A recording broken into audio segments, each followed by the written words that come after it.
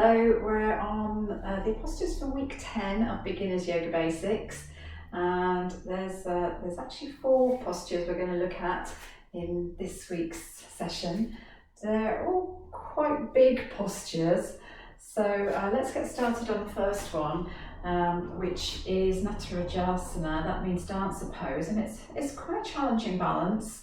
I'm actually going to do a little bit of leg warm up before I do that, before I show you that, otherwise it's just incredibly difficult to do unless your legs and hips are sort of warmed up and prepared for that. So I'm going to use Warrior 2 to do that. So I'm stepping forwards, I'm going to take a wider stride than I would normally, and I'm linking hands behind the back just so that the shoulders warm up and bending into the front knee. So that's a variant on Warrior 2, Virabhadrasana 2.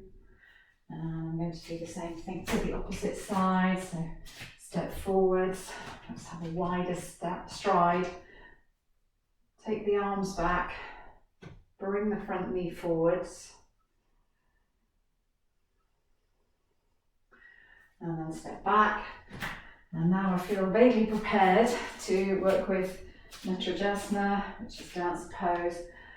Cheating slightly by taking my hand to the wall, catching one foot behind me, and we're extending that leg back and I'm holding onto the wall, although you might just balance not holding onto the wall, pulling the leg back and keeping the arm out in front. That might look like a slightly better position. Changing around to the opposite side. So like all balancers, we would stay there for a period of time. It might be a number of breaths. You would stay there, catch the foot on the other side, extend the leg back, take the arm up or forward to balance.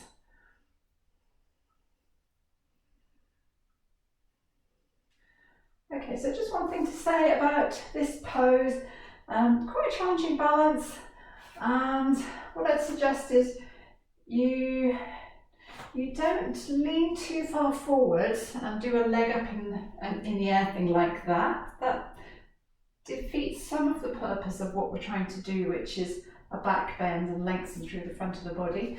And the other thing that's not always very helpful to do is to take the leg sideways and wide, which again sort of defeats the object of what we're doing through the front of the hips and through the front of the body. Okay, so that's Natarajasana balance pose. And the next one we'll look at is Pigeon Pose. Actually, it's called King Pigeon Pose. And this way of working with it is one that you'll see fairly often. And the Sanskrit name for that is Ekapada Rajaka Pottasana, which means one-legged King Pigeon Pose. And this is a variation, it's not the full posture itself, but if we start from hands resting on the floor, quite a nice way to work with this is from downward facing dog pose, and then bringing one leg forwards, angling the leg so the lower leg is diagonally across the front of the body, extend the back foot back and coming into a back bend. So when we did this in class, which we did last week, then I got you to move forwards over the leg and come back up again, and that's a nice way of working with it because we get some movement with that. Tucking the toes under, pushing into the hands to come out of the posture, and we can go to the opposite side. So that is a nice way of getting in and out of the posture. Extend the leg back. Same thing to this side. And as I said, it is a big posture. If you were to straighten the front leg out, then you would be doing the splits. But for most of us, the restriction is around the hips, because in order to do the splits, I need to have my pelvis a little bit more upright, so I'm not going to demonstrate that for you. Let's tuck the toes under the back, go into downward facing dog pose. Good. Okay.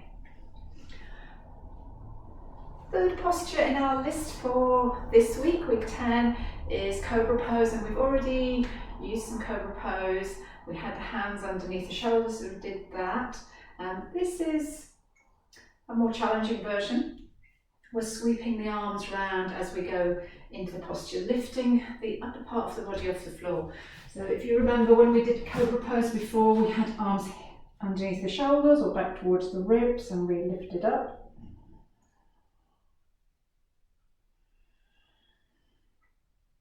And this time the arms are down by the sides, and we're lifting up and sweeping the arms around.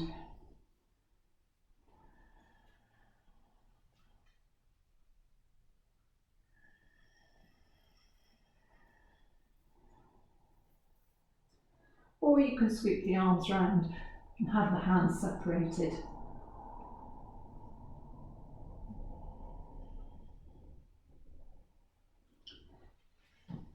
And both of those are significantly harder and more tiring than with the hands underneath the shoulders, but really good if you're doing a really athletic or energetic practice. Okay, and then the last one that we'll look at is Asana, which means front of body stretch. And if we have feet on the floor in front of us and position the hands, we would normally have the fingers pointed back towards you, but if that isn't comfortable, you might need to adjust the hands in a different position. See that?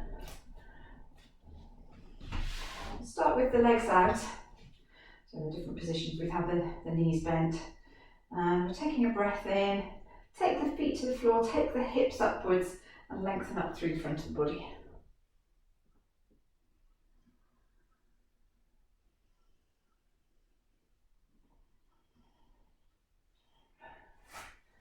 Okay, so that's our front body stretch. Again, quite energetic and athletic. Yeah, all of those postures that we've looked at this week have the same idea about lengthening through the front of the body. So another way of thinking about them is lengthening through the front of the body and shortening through the back of the body, so that they're all back bends to some extent. Okay, good. So I'm out of breath now, but see you at the next class on Thursday at 8 o'clock up at the barn at Chartridge Lodge, and currently online. Okay.